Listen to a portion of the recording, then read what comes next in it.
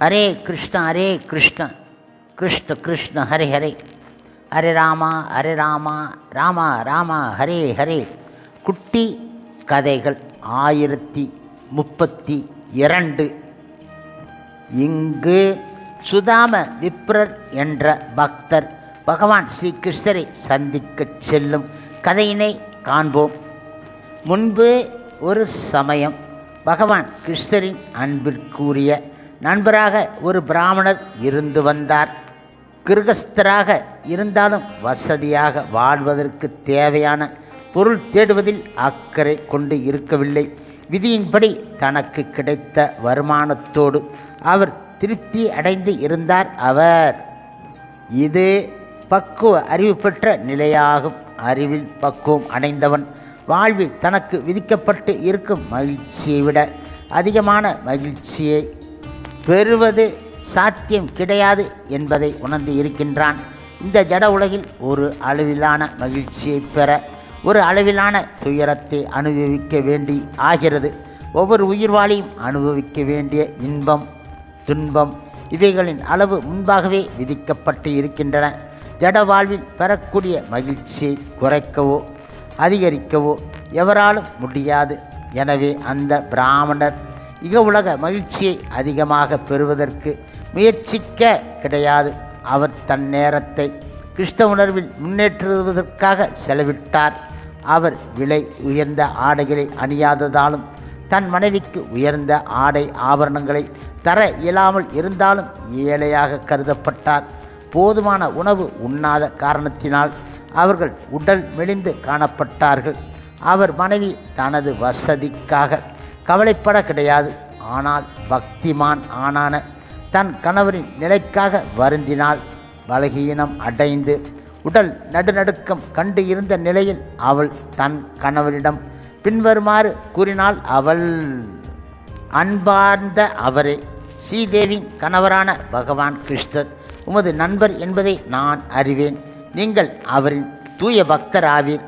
அவர் எப்போதும் பக்தர்களுக்கு பாதுகாப்பு அளிப்பவர்.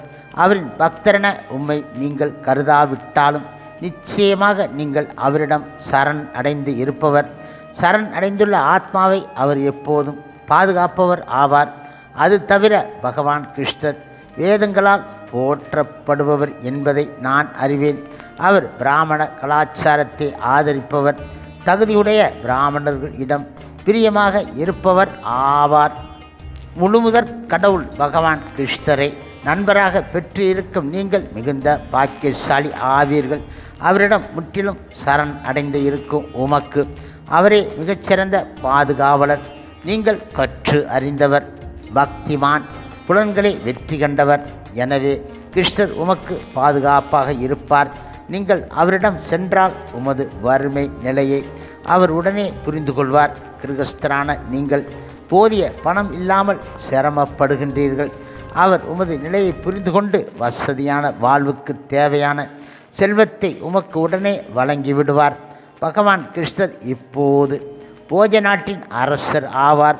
விருஷ்ணி மற்றும் அந்தக வம்சங்களின் தலைவர் ஆவார்.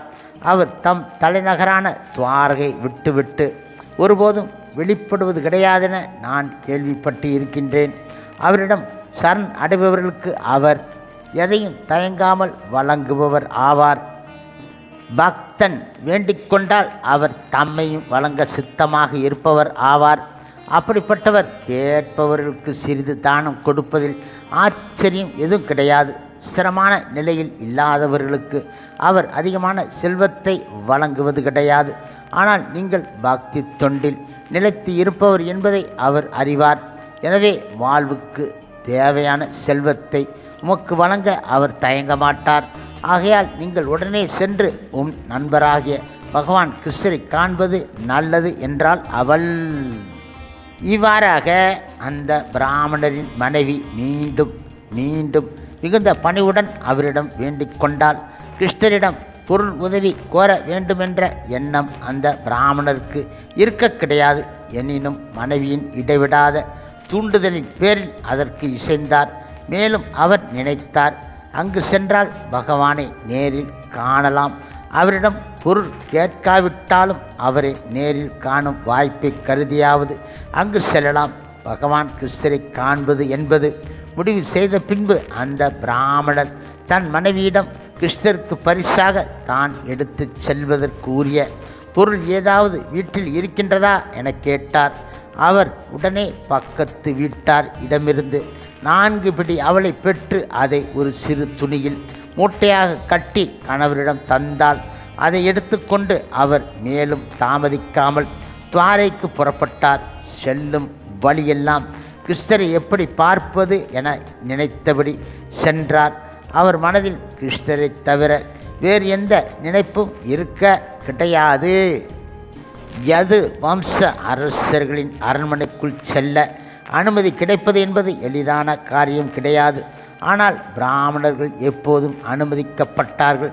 கிருஷ்ணரின் நண்பரான அந்தணர் அங்கு சென்றபோது அவரும் அவர் உடன் சென்ற மற்ற அந்தணர்களும் படைவீரர்கள் காவலில் இருந்த 3 கூடங்களை கடந்து சென்றார்கள். ஒவ்வொரு கூடத்திலும் இருந்த பெரிய வாசலில் அவர்கள் கடந்து சென்றார்கள். பாசறைகளுக்கு பின்பு 16,000 பெரிய மாளிகைகள் இருந்தன. அவை பகவான் கிருஷ்ணரின் 16,000 மனைவியர் வசித்த மாளிகைகள் ஆகும். மிக மிக மனோகரமாக அலங்கரிக்கப்பட்ட ஒரு மாளிகைக்குள் அவர் சென்றபோது பரமானந்த சாகரத்தில் மிதப்பது போல் உணர்ந்தார். அந்த சாகரத்தில் அவர் மூழ்கி நீந்துவது போல் உணர்ந்தார். அப்போது பகவான் கிருஷ்ணர் ருக்மிணி தேவி உடன் மஞ்சத்தில் அமர்ந்து இருந்தார். அந்த பிராமணர் வருவதை வெகு தூரத்தில் இருந்து கண்ட கிருஷ்ணர் அவர் தம் நண்பர் என்பதை அறிந்து கொண்டார். ஆந்தனர் அருகில் வந்ததும் கிருஷ்ணர் அவரை 2 கரங்களாலும் தழுவி கொண்டார். இன்பங்களின் இருப்பிடமான கிருஷ்ணர் தம் நண்பரான அந்த ஏழை பிராமணரை தழுவி கொண்டவுடன் மேலும் ஆனந்தம் அடைந்தார். கிருஷ்ணர் அவரை தம் மஞ்சத்தில் அமர்த்தி கொண்டு பலவிதமான பழங்களையும் பானங்களையும் தாமே கொண்டு வந்து விருந்தினரை முறைப்படி உபசரித்தார். பகவான் கிருஷ்ணர் முழுமுதற் கடவுள் ஆனாலும் சாதாரண மனிதனாக அவதரித்து இருந்ததால் அந்த ஏழை பிராமணரின் பாதங்களை கழுவி அந்த நீரை தம் தலையில் தெளித்து தம்மை புனிதப்படுத்தி கொண்டார் அவர். அதன் பின்பு கிருஷ்ணர் பல வாசனை திரவியங்களை அந்தனின் உடல் மீது பூசினார். பின்பு கிருஷ்ணர் பல வாசனை தூபங்களை ஏற்றி வைத்து பிராமணருக்கு தீப ஆராதனை செய்தார். இவ்வாறாக கிருஷ்ணர் பிராமணனை முறைப்படி வரவேற்று அவர் உணவும் பானமும் உட்கொண்ட பின்பு, அன்பார்ந்த நண்பரே, உமது வரவால் நான் தன்யன் ஆனேன் என கூறினார் அவர். இப்பொழுது ஏழையான பிராமணன் கிழிந்து அழுக்கடைந்த ஆடைகளை அணிந்து இருந்தார். உடல் மெலிந்து பலகீனமாகவும் காணப்பட்டார். ஸ்ரீதேவியான ருக்மிணி அவருக்கு தனது கையால் சாமரம் வீசி உபசரித்தாள். கிருஷ்ணர் ஏழை பிராமணனை வரவேற்று உபசரித்த விதத்தைக் கண்டு அரண்மனையில் இருந்த மற்ற பெண்கள் அதிசயித்து போனார்கள். ஏழையாய் கிழிந்து அழுக்கு படிந்த உடைகளை அணிந்திருந்த அந்த பிராமணனை வரவேற்பதில் கிருஷ்ணர் காட்டிய ஆர்வத்தை அவர்கள் கண்டபோது, அந்த பிராமணர் ஒரு சாதாரண மனிதர் கிடையாது, பல புண்ணிய செயல்களை இயற்றியவராக இருக்க வேண்டும் என அவர்கள் தீர்மானித்து விட்டார்கள். இல்லாவிட்டால் ஸ்ரீதேவியின் கணவரான பகவான் கிருஷ்ணர் அவரிடம் அவ்வளவு அக்கறை காட்டுவாரா? பகவான் கிருஷ்ணரின் மஞ்சத்தில் அந்த ஏழை பிராமணன் அமர்ந்து இருந்தது அந்த பெண்களுக்கு மேலும் ஒரு ஆச்சரியத்தை அளித்தன. பகவான் ஸ்ரீ கிருஷ்ணர் தமது சகோதரர் ஆன பலராமரை பகவானை தழுவிக்கொள்வது போன்று அந்த ஏழை அந்தணரை தழுவியது அந்த பெண்களுக்கு மேலும் மேலும் ஆச்சரியத்தை அளித்தன. ஏனென்றால் கிருஷ்ணர் சாதாரணமாக ருக்மிணியையும் பலராமரையும் தவிர வேறு யாரையும் தழுவுவது கிடையாது. முழுமுதற் கடவுள் மற்றும் பரம புருஷ பகவான் ஸ்ரீ கிருஷ்ணன் தூய பக்தரான சுதாம விப்ரர். அவருக்கு கிருஷ்ணர் அந்த ஏழை பிராமணருக்கு அமோகமான வரவேற்பளித்து மிருதுவான மெத்தையில் இடப்பட்ட தமது ஆசனத்தில் அவரை அமர்த்திய பின்பு அவரிடம் பின்வருமாறு கூறினார் அவர். எனது அருமை பிராமண நண்பரே, நீங்கள் சிறந்த அறிவாளி, தார்மீக வாழ்க்கையின் கோட்பாடுகளை நன்கு அறிந்தவர். நமது குரு இடம் நாம் கல்வியை முடித்து கொண்டு வீடு திரும்பிய பின்பு உமக்கு திருமணம் ஆகி இருக்க வேண்டும் என நினைக்கின்றேன். அவள் நிச்சயம் உமக்கு தகுந்த மனைவியாக இருப்பவள். ஆரம்பத்தில் இருந்தே உமக்கு லௌகிக வாழ்வில் நாட்டம் கிடையாது. நிறைந்த செல்வம் பெற வேண்டுமென நீங்கள் என்றும் எண்ணியது கிடையாது. எனவே இப்போது உமக்கு பணத்தட்டுப்பாடு ஏற்பட்டு இருக்கின்றது. இந்த ஜட உலகில் செல்வத்தை நாடாதவர்களை காண்பது மிக மிக அரிது. பற்றில்லாத வாழ்க்கை நடத்துபவர்கள் செல்வம் சேர்க்க விரும்புவது கிடையாது. எனினும் நல்ல உதாரண கிரகஸ்தனாக வாழ பணம் தேவைப்படுகின்றது. செல்வத்தை மற்றவர்களுடன் பகிர்ந்து பக்தியுடன் வாழ்க்கை நடத்துவது ஒரு நல்ல கிரகஸ்தனுக்கு அழகு ஆகும். இவ்வாறாக உதாரண கிரகஸ்தர்கள் என் அடிச்சுவட்டில் நடப்பவர்கள். குருவின் ஆசிரமத்தில் நாம் இருந்த நாட்கள் உமக்கு நினைவு இருக்கலாம். உண்மையில் நம் வாழ்நாளில் நாம் பெற்ற அறிவு எல்லாம் குருகுல வாசத்தின் போது பெற்ற அறிவு ஆகும். மாணவ பருவத்தில் தக்க குரு இடம் ஒருவன் பயிற்சி பெற்றால் அவனின் வருங்காலம் வெற்றிகரமாக அமைந்துவிடும். அவன் அறியாமை எனும் கடலை வெகுவாக எளிதில் கடந்து மாயின் பிடியில் சிக்காமல் இருக்கின்றான். நண்பரே, ஒவ்வொருவரும் தனது தந்தையை தன் முதல் ஆசானாக கருத வேண்டும். ஏனென்றால் தந்தையின் கருணையினால் அவன் இந்த உடலை பெறுகின்றான். எனவே ஒருவனின் தந்தையே அவனின் இயல்பான ஆன்மீக குரு. அடுத்த ஆன்மீக ஞானத்தில் நமக்கு வழிகாட்டுபவர் நமது ஆன்மீக குரு ஆவார். அவர் எனக்கு சமமாக வழிபடப்பட வேண்டியவர் ஆவார். ஒருவருக்கு ஒன்றுக்கு மேற்பட்ட விஷயங்களை கற்றுத்தரும் குரு சிக்ஷா குரு எனப்படுகின்றார். தீட்சை வழங்கும் ஆன்மீக குரு தீக்ஷா குரு எனப்படுகின்றார். இருவருமே எனது பிரதிநிதிகள் ஆவார்கள். ஆன்மீக விஷயங்களை கற்றுத்தரும் குரு பலராக இருக்கலாம், ஆனால் தீக்ஷா குரு ஒருவராக இருக்க முடியும். இந்த குருமார்களிடம் சிக்ஷையும் தீட்சையும் பெற்ற பயன் அடைபவர்கள் ஜட வாழ்வு எனும் மகா சமுத்திரத்தை எளிதில் கடந்து விடுகின்றார்கள். இவர்கள் மனித பிறவி எடுத்ததன் நல்ல பயனை அடைந்தவர்களாக கருதப்படுகின்றார்கள். இவர்கள் மனித பிறவி எடுத்ததன் நோக்கம் ஆன்மீக முழுமை பெற்று இறைவனை மீண்டும் சென்று அடைவது என்பதை அறிந்தவர்கள் ஆவார்கள். அன்பார்ந்த நண்பரே, ஒவ்வொருவரின் இருதயத்திலும் வீற்றிருக்கும் பரமாத்மா நானே ஆவேன். மனித சமுதாயம் வர்ணம் மற்றும் தர்மம் ஆகிய கோட்பாடுகளை கடைப்பிடிக்க வேண்டும் என்பது எனது கட்டளையாகும். மனித சமுதாயத்தினர் அவரின் இயல்பு மற்றும் செயலை அனுசரித்து 4 வர்ணத்திற்காக பிரிக்கப்பட வேண்டுமென நான் பகவத்கீதையில் கூறியிருக்கின்றேன். அதுபோன்று ஒவ்வொருவரும் தன் வாழ்வை 4 பகுதிகளாக பிரித்து வாழ வேண்டும். முதல் பகுதியில் ஒருவன் தகுதி பெற்ற ஆன்மீக குருவை அணுகி போதிய அறிவை பெற வேண்டும். இந்த பகுதியில் அவன் தன் குருவுக்கு தகுந்த சேவை புரிவதில் தன்னை முழுவதுமாக அர்ப்பணித்து கொள்வதற்காக புலன்களை அடக்கி பிரம்மச்சரியத்தை அனுஷ்டிக்க வேண்டும். அதற்காக அவன் விரதங்களையும் நியமங்களையும் கடைப்பிடிக்க வேண்டியது ஆகின்றது. அடுத்து வருவது கிரகஸ்த வாழ்வு. கிரகஸ்தன் நியமிக்கப்பட்ட புலன் வாழ்வை மேற்கொள்ள வேண்டும். 3வது நிலையில் ஒருவன் கிரகஸ்த வாழ்வை விடுத்து பிரம்மச்சரிய வாழ்வில் அனுசரித்தது போன்று விரதங்களையும் நியமங்களையும் அனுஷ்டித்தல் வேண்டும். இவ்வாறு லௌகிக வாழ்வில் பற்று நீங்க பெற்ற பின்பு சந்நியாசத்தை மேற்கொள்ள வேண்டும். ஒவ்வொரு உயிர்வாளின் இருதயத்திலும் பரமாத்மாவாக அமர்ந்து இருக்கும் நான் வாழ்வின் ஒவ்வொரு நிலையிலும் அவர் புரியும் செயல்களை கவனிக்கின்றேன்.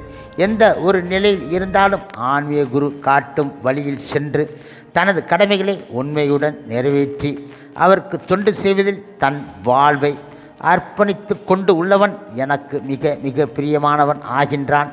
ஆன்மீக குருவின் மேற்பார்வையில் ஒருவன் பிரம்மச்சரியத்தை தொடர்ந்து கடைப்பிடிக்க முடியுமானால் அது மிக நல்லது ஆகும். ஆனால் பிரம்மச்சரிய வாழ்வின் போது ஒருவனுக்கு பால் இச்சை ஏற்பட்டால் அவன் தன் குரு இடமிருந்து விடைபெற்று செல்ல வேண்டும். அப்போது அவன் குரு விரும்பும் தட்சணையை அவருக்கு வழங்க வேண்டும். வேத முறைப்படி இது குரு தட்சணை எனப்படுகின்றது. பின்பு அவன் தர்ம விதிகளின்படி ஒரு மனைவியை கைப்பிடித்து குடும்ப வாழ்வை மேற்கொள்ள வேண்டும். அவன் அறிஞரான தம் பிராமண நண்பருடன் கிருஷ்ணர் உரையாடிய போது தெரிவித்த இக்கருத்துக்கள் மனித சமுதாயத்திற்கு சிறந்த வழிகாட்டியாக அமைந்து இருக்கின்றன. வர்ண ஆசிரம தர்மத்தை வளர்க்காத சமுதாயம் முலாம் பூசப்பட்ட மிருக சமுதாயத்திற்கு ஒப்பானது ஆகும் என்றார் அவர். திருமணமாகாத ஆணோ பெண்ணோ பால் உறவில் ஈடுபடுவதை மனித சமுதாயம் என்றுமே அங்கீகரிக்காது. ஒருவன் பிரம்மச்சரியத்தில் கட்டுப்பட்டு வாழ வேண்டும் அல்லது குருவின் அனுமதி பெற்று திருமணம் செய்து கொள்ள வேண்டும். பண்பற்ற பால் உறவு வாழ்வு மிருக வாழ்வு ஆகும். மிருகங்களுக்கு விவாகம் என்ற ஏற்பாடு கிடையாது. இன்றைய கலியுகத்தில் நவீன சமுதாயம் மனித வாழ்வின் உண்மையான லட்சியத்தை நோக்கி செல்ல கிடையாது. மனித வாழ்வின் உண்மையான லட்சியம் மீண்டும் பகவான் கிருஷ்ணரை சென்று அடைவது ஆகும். இந்த இலக்கை அடைவதற்கு வர்ணாசிரம தர்மத்தை கடைப்பிடிப்பது மிக மிக அவசியம்.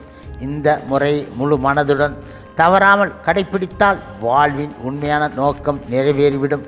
இந்த தர்மத்தை முறைப்படியான வழிகாட்டுகளின் உதவியில்லாமல் மாற்று உறவில் கடைப்பிடித்தால் சமுதாயத்தில் குழப்பங்கள் ஏற்பட்டு அமைதிக்கும் வளர்ச்சிக்கும் பங்கம் ஏற்பட்டுவிடும் என்றார் அவர். பகவான் கிருஷ்ணர் தமது பண்டித நண்பரிடம் தொடர்ந்து கூறினார், அன்பார்ந்த நண்பரே, நம் மாணவ நாட்களின் நிகழ்ச்சிகள் உமக்கு நினைவு இருக்குமென நினைக்கின்றேன். ஒருமுறை குரு பத்தினின் கட்டளைப்படி விறகு சேகரிக்க காட்டுக்கு சென்றபோது காட்டின் மிக அடர்ந்த பகுதிக்குள் நுழைந்ததால் திரும்ப வழி தெரியாமல் தவித்து விட்டோம். அப்போது அடர்ந்த தூசியை எழுப்பியபடி புயல் அடித்து பின் மேகங்கள் சூழ்ந்து மின்னல் இடியுடன் கனத்த மழை பெய்தது. அதோடு சூரிய அஸ்தனம் சேர்ந்து கானகம் முழுவதும் இருண்டு விட்டது. அப்போது பெய்த மழையை பிரளயம் என்றே கூற வேண்டும். நிலம் முழுவதும் நீரால் மூடப்பட்டு இருந்ததால் ஆசிரமத்திற்கு திரும்பிச் செல்வதற்கான பாதை தென்பட கிடையாது. புயலும் கனத்த மழையும் நம்மை வெகுவாக பாதித்ததால் நாம் மிக மிக சோர்ந்து போய் இருந்தோம். எந்த திசையில் செல்வதென அறியாமல் குழம்பி போய் இருந்தோம். ஒருவர் கையை ஒருவர் பிடித்து கொண்டு இரவு முழுவதையும் காட்டில் கழித்தோம். மறுநாள் காலை வரை நாம் திரும்பி வராததைக் கண்ட நமது குருதேவர் மற்ற சீடர்களை அனுப்பி நம்மை தேடச் சென்றார். வேறு சில சீடர்களுடன் குரு தாமே நேரில் நம்மை தேட புறப்பட்டு நாம் இருந்த இடம் வந்து சேர்ந்து விட்டார் அவர். இப்பொழுது நமது பரிதாபகரமான நிலையைக் கண்டு மனம் இலகிய குரு கூறினார், அன்பார்ந்த சிறுவர்களே, எனக்காக நீங்கள் மிகுந்த சிரமத்திற்கு உட்பட்டு இருக்கின்றீர்கள். சாதாரணமானவர்கள் தம்மை தாமே காப்பாற்றிக் கொள்ளவே நினைப்பார்கள். ஆனால் குருவிடம் விசுவாசம் கொண்டுள்ள நீங்கள் எங்கள் பாதுகாப்பையும் கருதாமல் குருவுக்காக இவ்வளவு சிரமப்பட்டு இருக்கின்றீர்கள். உங்களைப் போன்ற உண்மையான மாணாக்கர்கள் ஆன்மீக குருவின் திருப்திக்காக எந்த ஒரு துயரத்தையும் அனுபவிக்க தயாராக இருப்பது எனக்கு மகிழ்ச்சியை தருகின்றது என்றார் அவர். இதுவே உண்மையான மாணாக்கன் குருவுக்கு செலுத்தும் நன்றி கடன் ஆகும். ஆன்மீக குருவின் சேவையில் தன்னை முழுவதுமாக அர்ப்பணிப்பது மாணவன் கடமையாகும். உங்கள் செயல் எனக்கு மிகுந்த மகிழ்ச்சியை தருகின்றது.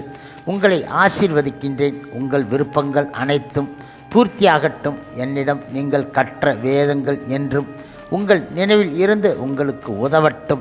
இந்த வாழ்விலும் மறுவாழ்விலும் நீங்கள் வெற்றி பெறுவீர் ஆகுக என்றார் அவர்.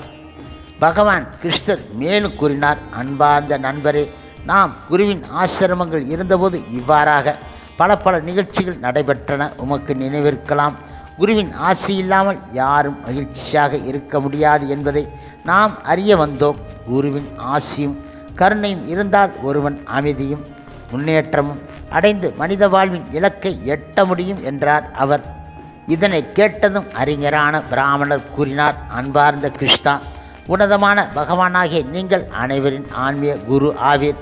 நமது குருவின் ஆசிரமத்தில் உம்முடன் வாழும் பாக்கியம் எனக்கு கிடைத்ததால் இனி நான் நிறைவேற்ற வேண்டிய வேத கடமைகள் எதுவும் இல்லை என நினைக்கின்றேன்.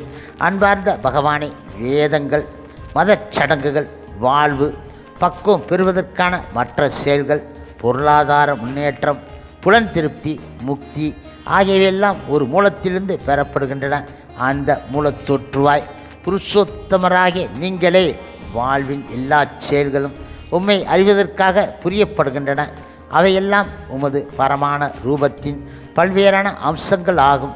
நீங்கள் மாணவ ரூபத்தில் எங்களுடன் குருவின் ஆசிரமத்தில் வசித்தீர்கள். இந்த லீலைகளையெல்லாம் உமது திருப்திக்காக புரிந்தீர்கள். இல்லாவிட்டால் மாணவனாக வரவேண்டிய அவசியம் உமக்கு கிடையாது.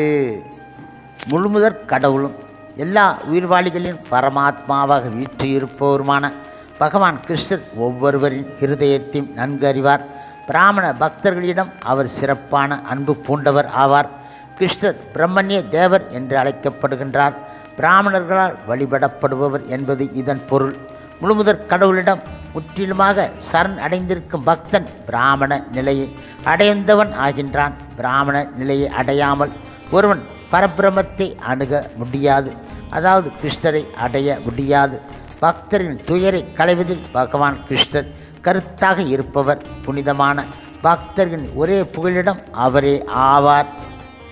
ஹரே கிருஷ்ண ஹரே கிருஷ்ண கிருஷ்ண கிருஷ்ண ஹரே ஹரே, ஹரே ராமா ராமா ராமா ஹரே ஹரே.